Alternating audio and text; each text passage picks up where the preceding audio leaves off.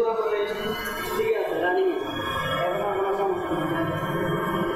হবে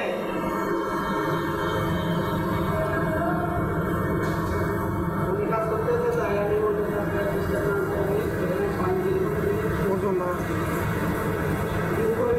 এখন কোনো কাজে কোনো সমস্যা হবে না এখন এগুলো ওজন এটা 130-এ এগুলো ওজন আপনার বিশ্বাস শুরু হচ্ছে তাহলে এখানে 140 করতে পারেন আপনার ওজন বাড়ে যাবে যদি দেখেন যে ওজন বাড়ে গেছে তাহলে 40 গ্রাম আছে এটা কি 6 পিসের ওজন এটা যদি আপনার 1 পিস যদি মনে করেন আপনার 40 গ্রাম হয় এটার আপনার 30 গ্রাম আনবেন তাহলে আপনার 140 টাকা কাটে 130-এ দেন 130 গ্রাম দেবেন না মানে ওই 1 পিস ওজনের ওজন হবে 30 গ্রাম এবার কত দিতে হবে ওখানে 1 পিস 30 গ্রাম মানে 130 ঠিক আছে 130 করতে হলে 140 করতে হলে 140 আপনার 100 থাকবে এখানে মানে 10 পিস হয়ে গিয়া আগে গিয়ে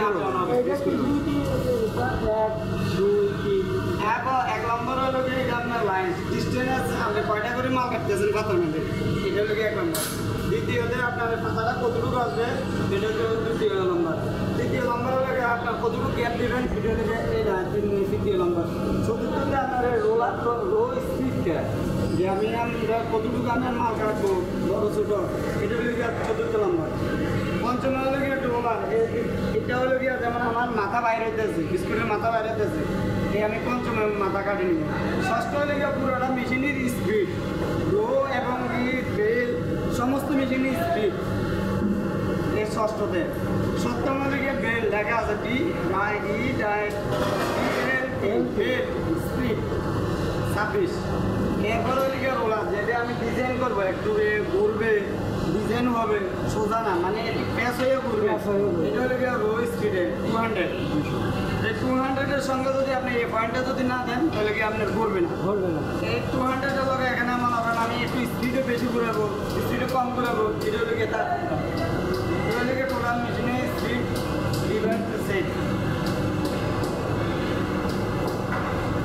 এই হলে মেশিন এর মধ্যে আর কোনো ফাংশন নাই